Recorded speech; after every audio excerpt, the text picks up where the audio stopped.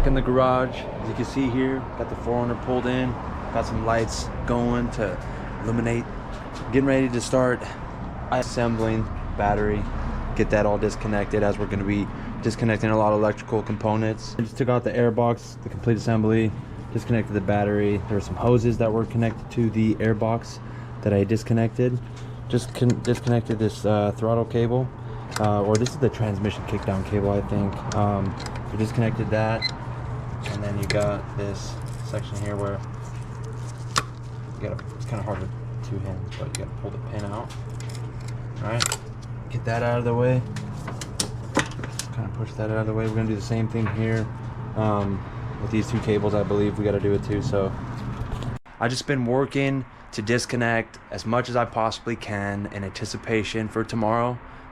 We do hope to pull it tomorrow and hopefully put the new one in. I don't know if that's a possibility, but like I said, we've been going crazy. Got the intake all off, the intake box, intake tube, the intake manifold. We've got the radiator taken off. We've got the new one that's getting ready to get put together. Got the battery out. I've got most of the wiring harness disconnected, and we're just about there. I've got a couple of more hoses to disconnect and some bolts from the bell housing, and after that we are basically good to go. Just turned the motor over so I could access these power steering bolts a little bit better. So what I'm gonna do is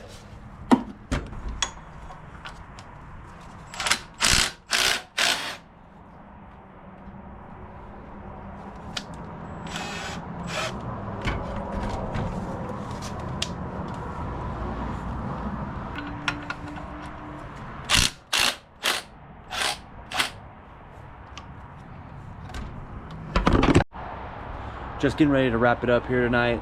I'm standing right here next to the 4Runner. I've been working on this thing for a while now, but I just got the new radiator put together, put the fan shroud on it and whatnot. I just finished taking the AC clutch off of the motor. So as you can see here, AC clutch is just, it's not dangling. I've got it supported with the bungee cord. The power steering pump is also being supported over here by a zip tie. And got the 3 bolts off of the exhaust manifold. The only thing that's left is quite literally the 6 bolts on the bell housing, and then the 2, or no, sorry, I think it's like 8 bolts on the bell housing, and then it's like 6 on the flex plate. So that is the first thing I'll do tomorrow. Got my or I did have my long breaker bar, or we could turn the motor, get to the bolts on the flex plate, take the bell housing bolts off. Not much of a mechanic, so if that's what you're hoping for, I'm sorry. You guys obviously know there's a guy named Tim the Toolman out there. He gives the most in-depth videos out there on the internet, so if you guys are looking for some information, check his videos out. What's going on? It's another beautiful day back in the garage with the 4Runner. Currently taking off the crank pulley off of the new motor. As you can see, it's got some damage here, and the last thing I want to do is put a new belt on it, or put a belt on it and it just gets torn right away because of this rigid edge and whatnot. So taking it off, and we're gonna get a different one put on. As you can see, we're working. Got the other fan from the other motor. We got to put that one on as well after we put the crank pulley on. It might even be best to try and get the alternator on over here now. So yeah, we'll see. We've got the alternator put on. Got my boy Medina here, Michael. Got the bell housing bolts taken off, flex plates taken off. It's like 2015. Close. Getting ready to pull it. Summer. What's next? What's next? We gotta do the fucking motor mounts. We gotta do the motor mounts. Yep. And then I think that's it, bro. I think that's it. And it just falls. I gotta take that harmonic balancer off when we get it out though, to put on the new one.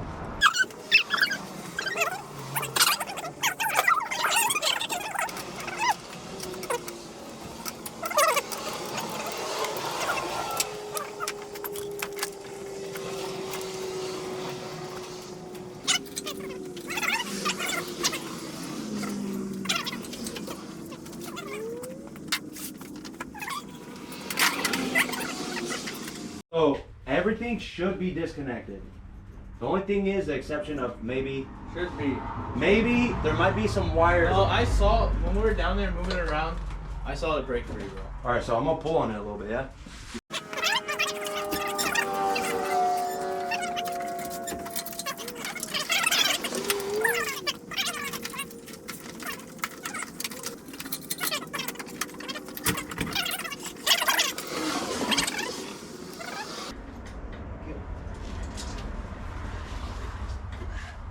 Fuck, I figured you guys would have had this fucking done and already in there. You The way you made it sound, it was just fucking in and out, fucking no problem. Hey, we're halfway there. Uh-huh. We're halfway there.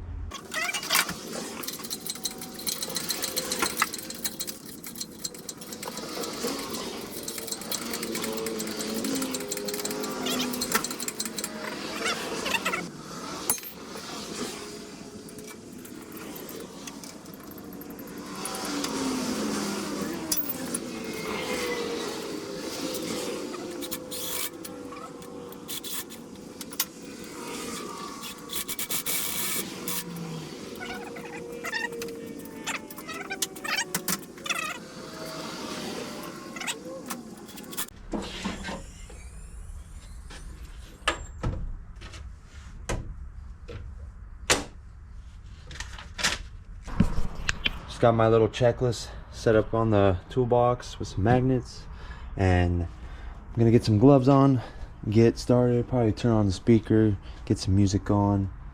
As you can see here, I got to start out with the motor mounts. Got to get the AC compressor hooked back up, power steering, the exhaust. There's 3 bolts on the I got to do in the front, 2 in the back, and then I got to do some wiring harness, get the fan on, try and get the crank bolt torqued down. I don't know how tight it is. I impacted it really tight yesterday. Hopefully that did the trick, but if not, we're gonna have to try and crank on it. Got to do the belts, get the radiator on, and then that's just about it. You guys can't tell, the motor's in. I don't currently have any pressure on this cherry picker. I might actually need to put a little bit of pressure on it just to get the motor mounts to a point where I can get both the bolts in, because right now I only have 1 on each side. So yeah, we're gonna get started. Having a bad hair day, got the hood on. So one thing I want to mention, I got the motor mounts back on. I think I might have said that. Working to get the AC compressor back on. If you are dealing with a 3.4 liter 5VZ-FE motor, these 2 bottom bolts on the AC compressor, you might not be able to see them. There's one there and there's one over there. So those 2 bolts can be a real pain. For example, if I were to, if your AC compressor was like this and you wanted to get those 2 bolts off, you cannot pull them all the way out because the frame is in the way down here. So keep that in mind when you take it off, that you got to put the bolts in. Like for example, I slid the bolts into the channels, like the little channel that you would have, and I slid them into the bottom channels, started this upper bolt. That way I don't have to worry about trying to force those bolts in and fight the frame. So just a FYI.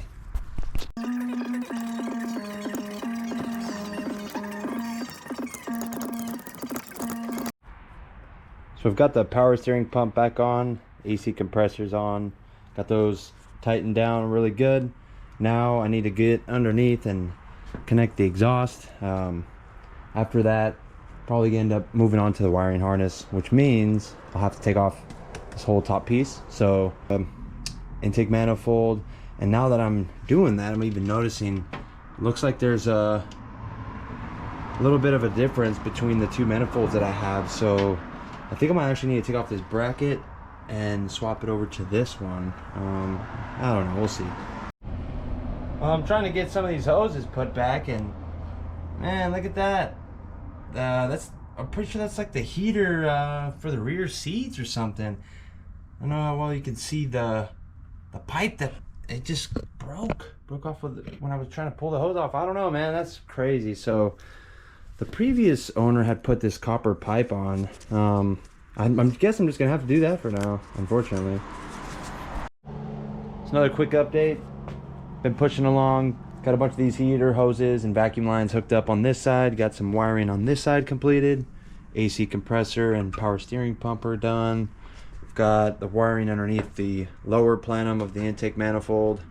I've got to transfer over this bracket with these vacuum line hoses because for whatever reason this one is missing one. Don't know why.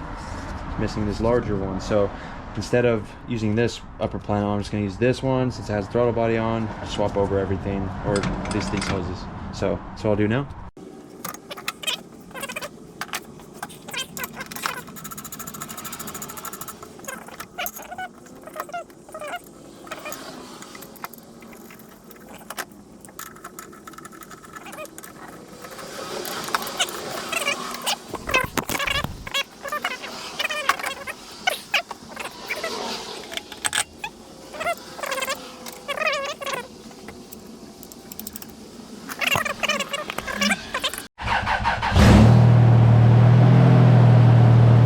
Got all scared. First startup, bro. Just checking back in one last time before I head on out of here. If you guys couldn't tell by that last clip, I had to get one clip down by the starter connected. Currently we're having to deal with this wiring issue from the ground to the fuse box, so I'm gonna get something to splice that together tomorrow. But other than that, the car has new belts. They're all pretty tight. Got radiator full of the red coolant. All my wires are connected. Motor started. Last thing is to get the exhaust bolts connected. Get that wiring harness completed. And yeah, basically put the hood back on and drive it. And hopefully pass smog. So wish me luck. Thank you guys so much for watching. Appreciate it.